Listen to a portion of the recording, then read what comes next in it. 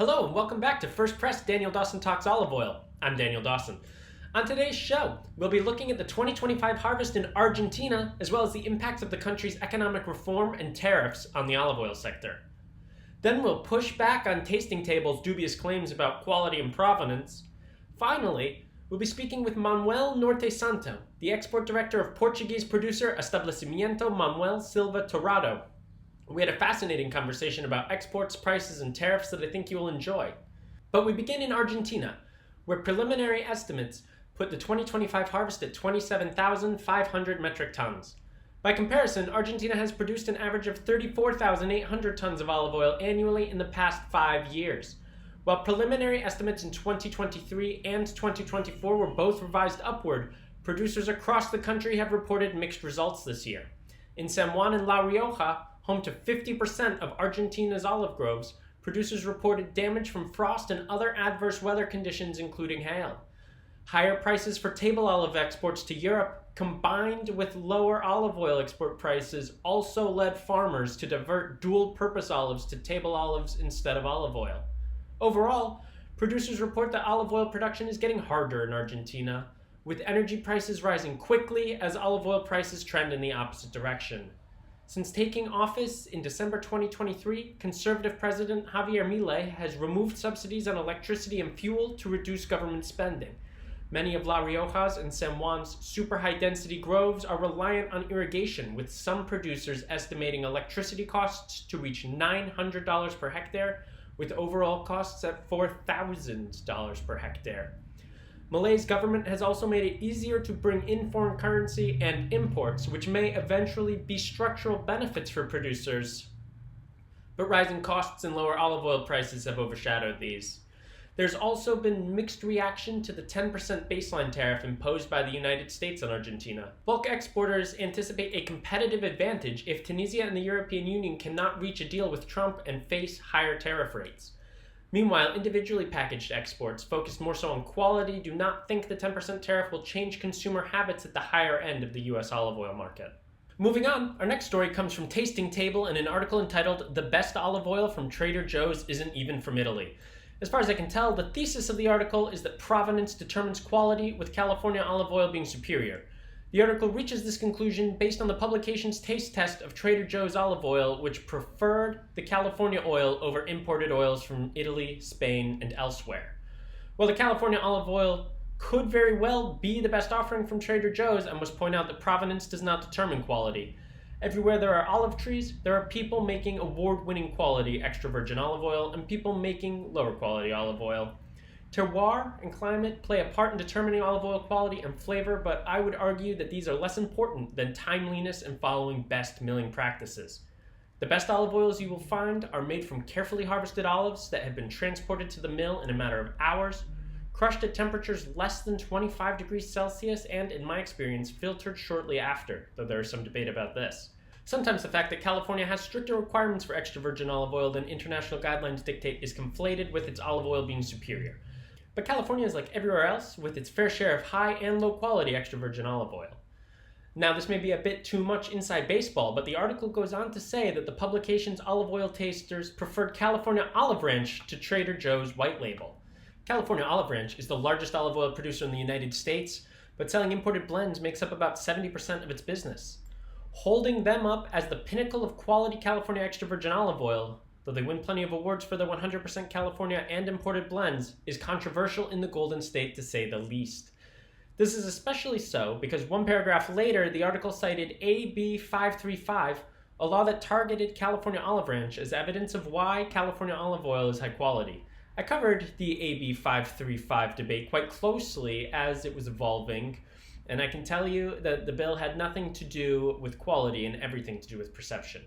The crux of the bill was that unless the olives were grown and milled in California, a company could not use the word California on the label.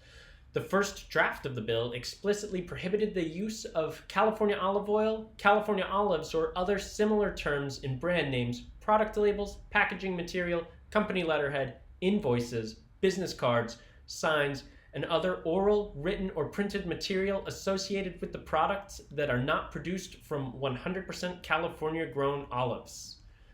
The final version of the bill carved out an exception for company names and brand names with the concession that companies and brands selling imported olive oils had to clearly state the provenance on the bottle.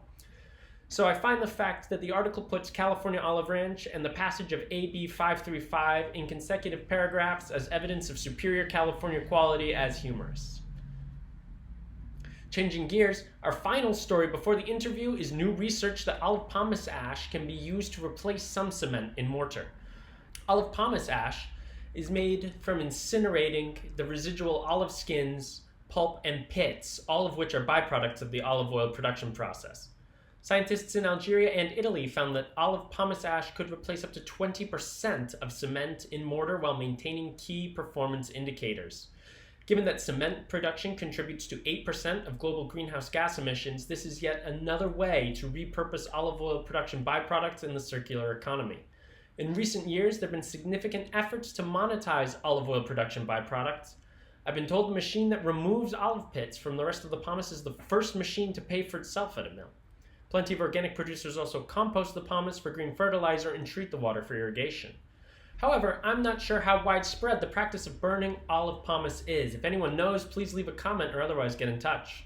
Joining me now is Manuel Santo Norte. He is the export director of Establecimiento Manuel Silva Torrado, which was founded in 1878. Since he joined the family company in 2016, Manuel has witnessed the transformation of the global olive oil market and could not be better placed to talk export strategy and trade. Hello, Manuel. How are you? Hello, Daniel. How are you? Are you listening? Yeah? Yeah, I can hear you just fine. And thank you for taking the time to speak with me today. I really appreciate it. Yeah, you're welcome. My first question is how, when you are in the mills making the blends, how are Mhm. you thinking about how you're going to make a blend for a specific market? Yes, we take that subject very seriously because uh, regarding the market, we make different plans, of course. Um, Normally, explaining our experience, we work with different markets. Our biggest market is United States. We have Canada, Brazil, South Africa, Europe, and some countries in Asia too. These more recent clients like South Korea, China, and we, for example, for United States, we work for a long time ago. We work more than 100 years with this market, so we have an homogeneous type of blend. It's a very complex olive oil with strong aroma. Um, Cannot be very fruity or very aromatic in terms of herbs. It have to be a little bit sweet too. It's like as like a traditional type of olive oil, extra virgin olive oil, always, of course, low acidity, but it cannot be the new, very fresh or very green one, very spicy and bitter too. It have to be equilibrated but complex. For Brazil, we have the same question. The We know that the customers don't like the spicy ones; they prefer the sweet. But for Europe or Asia, we have clients that prefer and know that the better olive oil is the ones that are more aromatic, more green, more spicy, bitter. So they have the knowledge about the product and know that this type of olive oils is the most valuable. So they search for this type of product. So as you can imagine, we have different varieties, different type of olive oils, and in the same product, we can make different blends in order to deliver the best product for each market. Yeah. Okay. And so I believe you have two mills in Alentejo. Are those mills each producing brands that are going to specific markets, or is that process done afterwards? Yes, it's afterwards. Yes, we have two mills. We produce the olive oil that we can produce in each of these mills. We have one in the south of Portugal that produce more than 80% of our production, so it's our main mill. And because we have there like the modern olive groves with irrigation, with water.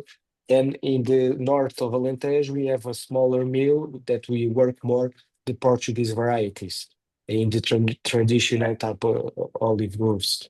So we produce different olive oils, and then with the orders, we make the blends for the year. Okay. And then, so it sounds like from what you're saying that the blends that are going to the United States, Canada, and Brazil are going to be more based in Arbequina and Galega, no? They kind of have softer flavors, sweeter flavors. Yes, yes. For United States, Canada, Brazil, we work a lot with our Galega, the main variety of Portugal, and now with their Arbequina and their Busana. But we don't like to work only with this type of varieties because in terms of longevity and durability, they doesn't offer don't offer the guarantees that we need. So we make some blends with our Galegas, Cordovilhos, Cobraçosas, and some Picual because we have Picual in Portugal too. We don't like to have like a monovarietal olive oil in our products. We have some reference which are monovarietal, but on the blends we don't have it because different varieties have some skills that can give value to the product. Historically speaking, are you, because the company's obviously been around for a long time, what Okay. role has the Portuguese diaspora played in olive oil culture in places like the United States and Canada and Brazil? Uh, they were all for us. It happens that our brand, Saloio, like I told you, is very old. We work for more than 100 years, and we start exportation because our immigrant came to United States and Canada and bring the best Portuguese products that they found to that countries. And they take with them the Saloy olive oil. And they was like our first commercials over there. So they bring the brand to United States and Canada. They develop the brand too because they told to everyone which our that our olive oil is the best of the world. So we just take advantage of that and start building a brand over there. And they start all the process. We are very appreciative to our immigrants because of this. And at the moment, they are a very important market for us as well.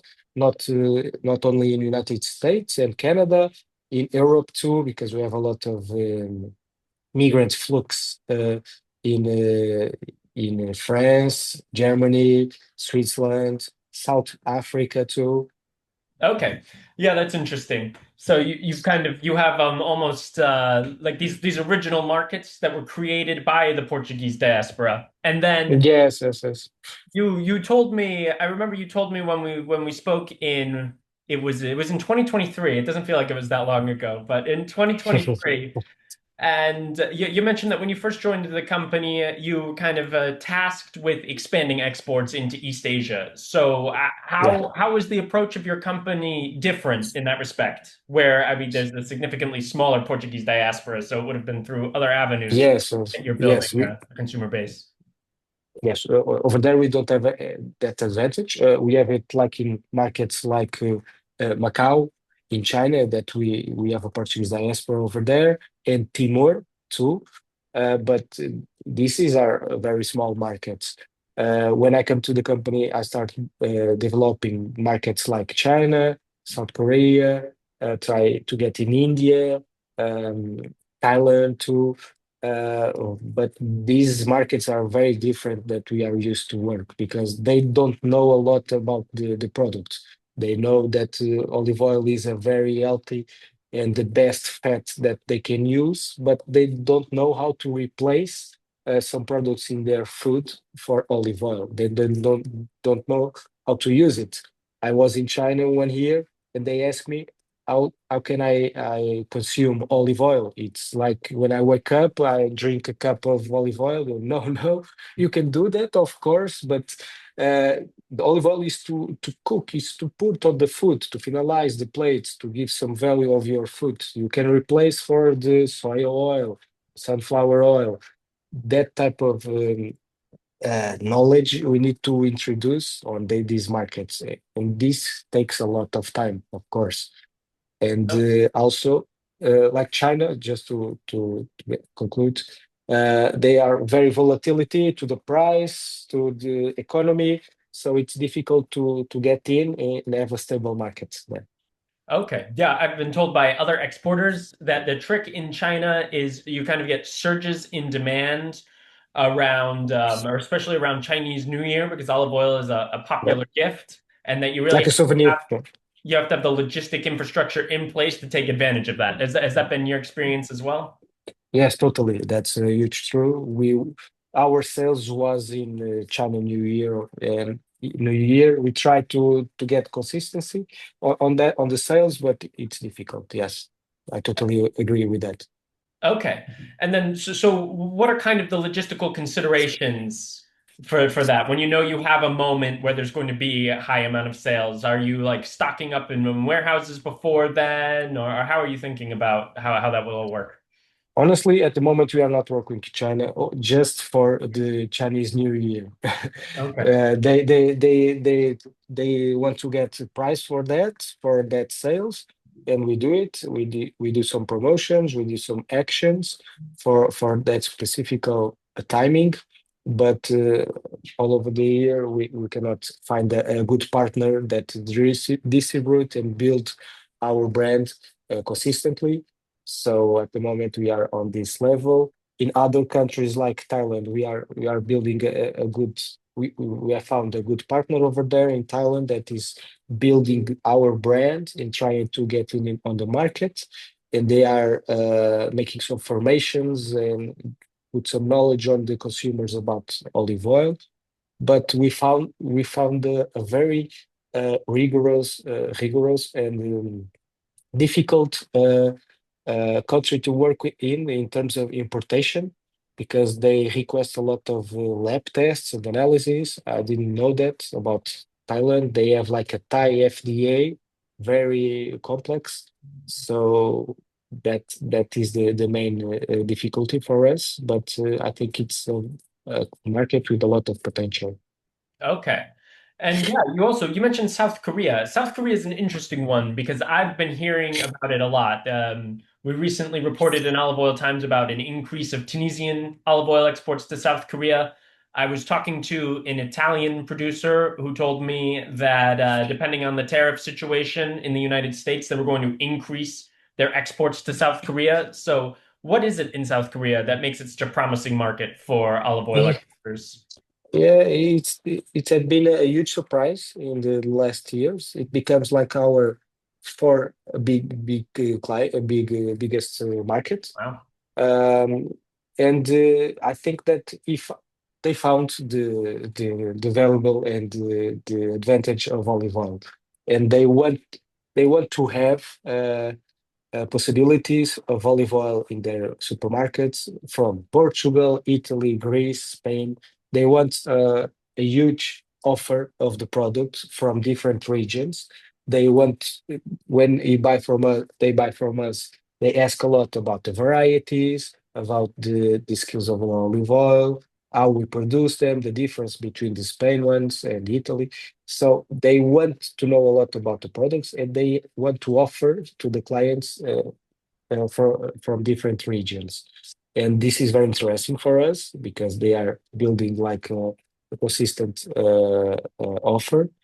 And yeah, the results are very good right now. We sell one maybe in terms of quality, we sell our best olive oils to South Korea right now in terms comparing quantity and quality, maybe it's the best market of that. So it has been very interesting to deal with them.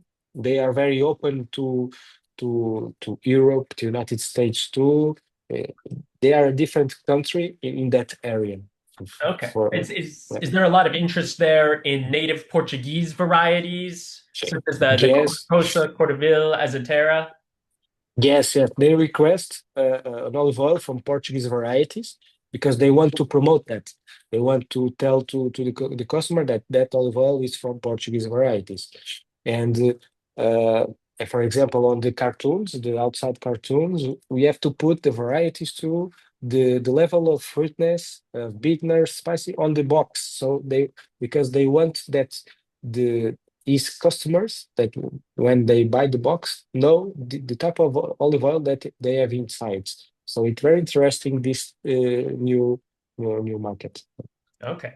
All right. Well, so I shifting back to what we mentioned earlier, and obviously the EU and the US are in negotiations over a trade deal, and for now the US has a 10% tariff on well, the vast majority of imports, including olive oil, and then that could go up to 20% or 50%. I mean, so how, Mhm. an exporter, how do you deal with that uncertainty when you're making your strategy of selling into the US? I understand that you probably got most of your exports in 2024 Yeah, into the US before the tariffs were announced on April 2nd, but how are you thinking about it heading into the yeah. coming harvest? Yeah, United States, like I told you, is our biggest market. We work a lot. We have three exclusive distributors, and we work with another two companies, different brands. But it's very important for us. And when we received the tariffs, we were very it's very complicated to predict what will happen. We start talking with our clients. They told us they calmed down a little bit. They told us that maybe it will not be this way. We need to wait a few months to understand because the Trump administration is very volatile. So let's wait for some more news. And we have one advantage because all the players in our sector are in the same level because the producers of olive oil are from Portugal, Spain, Italy, Greece. Of course, that we have some in South America too, in Argentina, but the quantities are smaller. So we are all of us are in the same level. So that it's important for us. The main situation is there is news that told us that olive oil in bulk can have smaller tariffs. I don't know if that's true or not. No? And that big companies with a certain dimension can invest in the United States in packing facilities. And that give them a huge advantage to smaller and medium companies like us. We are a family business company. It's difficult for us to invest in a facility in the United States. So that is the biggest uncertainty for us. And of course, our importers are managing with more careful the stocks because they have like liquidity problems, of course, because they are dealing with tariffs in olive oil, in every product, in wine, in everything. So they have to pay more to import their products. So we are receiving smaller orders from our clients not at the end of the year, maybe the quantity will be the same, but they are making smaller quantities during the year because they have to react carefully with this situation. It means liquidity problems, of course. Yeah, yeah, no, that is something that's definitely a trend we saw after the first Trump administration. You had companies such as Assessor and Bono opening up facilities in the United Yeah, States, specifically for the bulk olive oil to package and distribute there. yeah. And even Assessor starting to grow olives. They planted some high density olive groves in California. Oh, So really? I didn't know that. Yes, yeah, they yes. This different strategy, of course. Some company have that possibility, and yeah. Yeah, and you have Pompeian as well, mhm. which D Coop has an ownership stake in, and they've also planted high density olive groves. So you've kind of seen that shift in the Okay. past, well, in the Mhm. past 8 years or so. Okay, but then it's sticking with trade. There's also, I feel like I've been covering this story for forever, but there's the ongoing trade negotiations between the European Union and the Mercosur, which would create the biggest free trading bloc in the world. And Yes. I just wonder, are you looking at markets such as Uruguay, Paraguay, Argentina, and Brazil, and thinking that this deal will make a big difference for you? Um, Honestly, for Portugal, I don't think so, because I even think some companies are not happy with this agreement, just because in Portugal, the biggest market of Portuguese olive oil is Brazil. Not for us, but for the majority of the companies, it is. And we already have the proximity with this market, which is maybe the main market of consume of olive oil in South America, which is Brazil. And this trade like kind of takes some competitions to the game, like Yeah. Spanish companies, Italian companies, Greek companies, of course, or producers from European Union. So they can reach the market, which is controlled by Portuguese companies. So because we have like a traditional relationship with them in terms of language, cultural proximity, um, and this is complicated for some Portuguese companies because in terms of promotion, we don't have the capacity to fight like with Spanish or Italian producers sometimes. Yeah. So we need to start that fighting for the to not lose this very important market for us. We cannot take it for granted, and in like a medium long term, this trade can give us some bad consequences for the Portuguese producers in Brazil. But like I told you, this is just because we are used to work very well with Brazil, but it Yeah. opens doors for another countries, like you told me, Uruguay, Paraguay, Chile, maybe Argentina. They are producers, but of course there is an opportunity. But in the optic of Portuguese companies, maybe it's more dangerous than an opportunity. Yeah. Okay. Yeah, that's interesting. That's an interesting perspective. Yeah, because I think, Yeah. please correct me if I'm wrong, but didn't Portugal have a lower tariff on its olive oil exports than other European countries into Brazil? Yes, yes.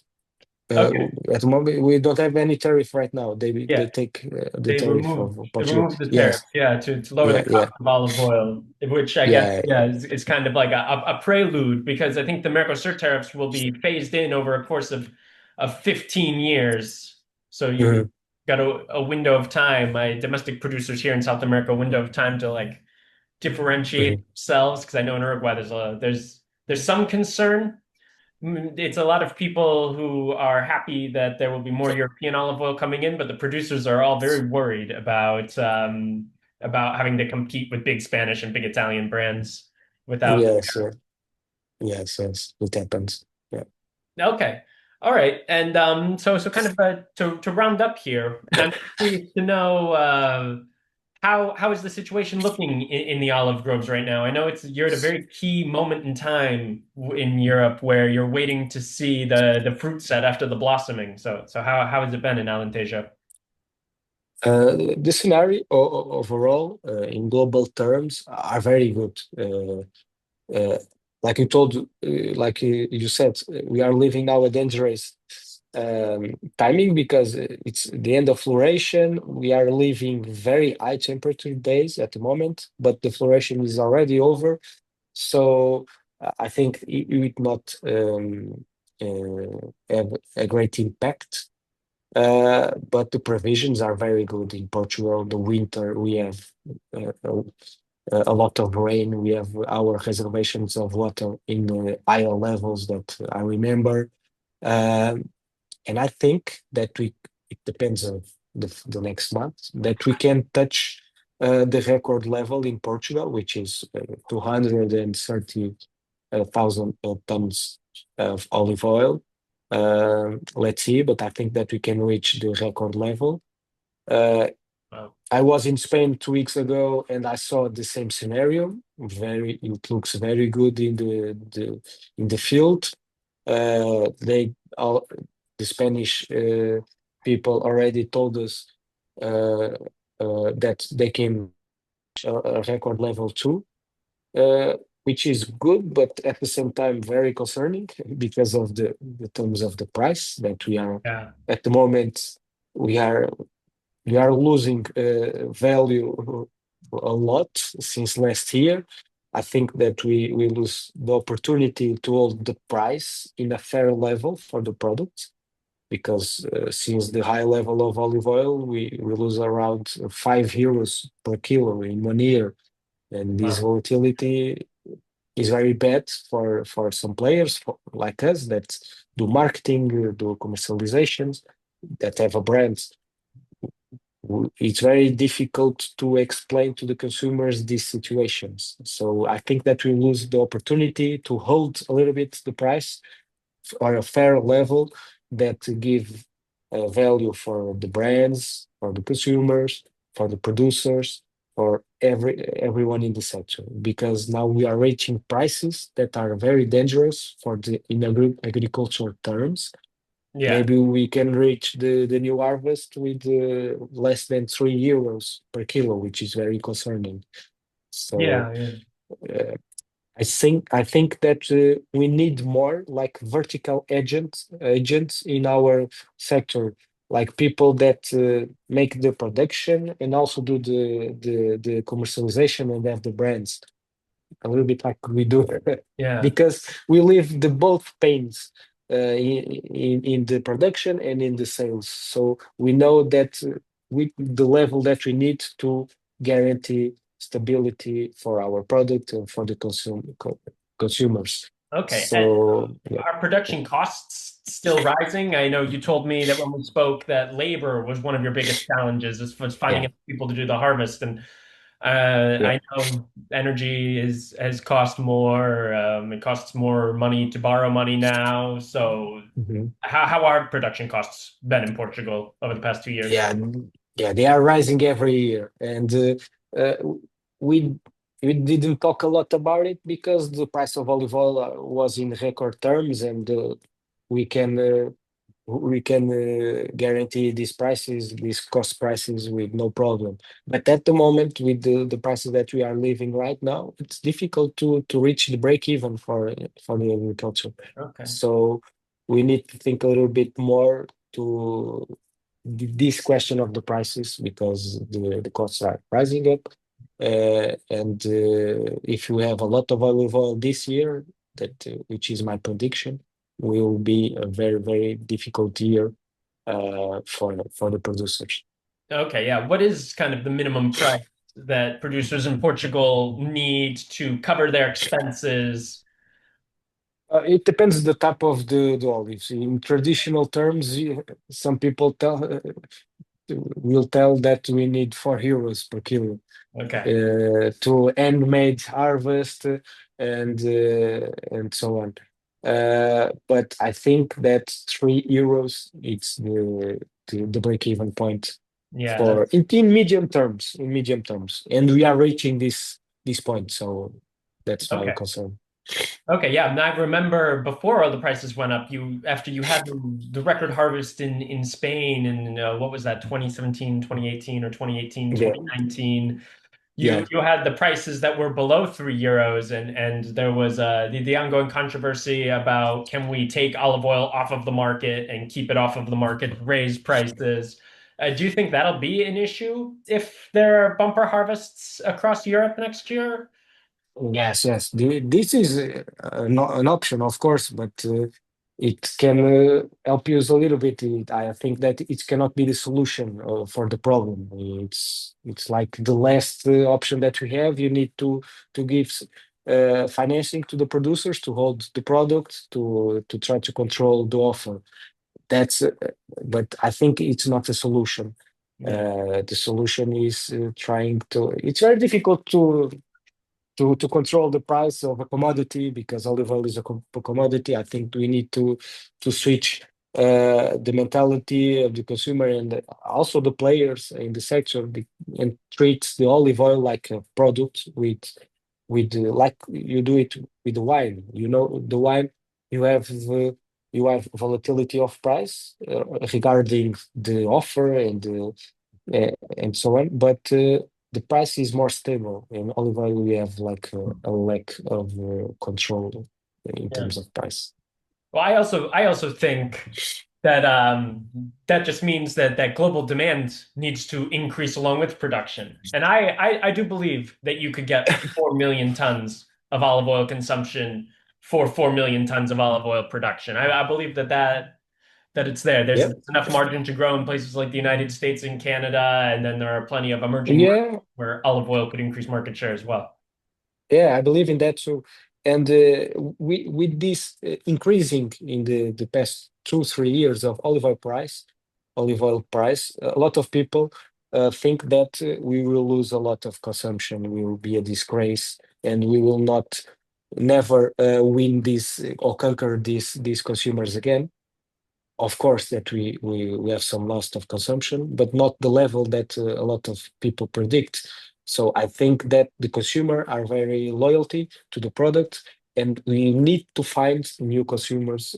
I agree. There was a study from Juan Vilar from Vilcom, and he found that consumers changed their habits while the prices were at their record high in about January 2024, but they didn't leave the category. They were either buying slightly lower quality olive oil, Yeah, yeah, using slightly less, but they weren't abandoning the category. So I thought that's yeah, very yeah, promising. That yeah, yeah. shows people don't That want to give study is up. very interesting. It's very interesting. Yes, yes, that's right. All right. Well, Okay. Manuel, thank you for taking the time to speak with me today. I really appreciate it. Okay, Danielle, thank you so much for the invite. And I'm sorry a little bit about my English is not perfect, but I hope it can be useful, our information here from Portugal. Thanks again to Manuel for joining the show. A few parts of our conversation really stood out.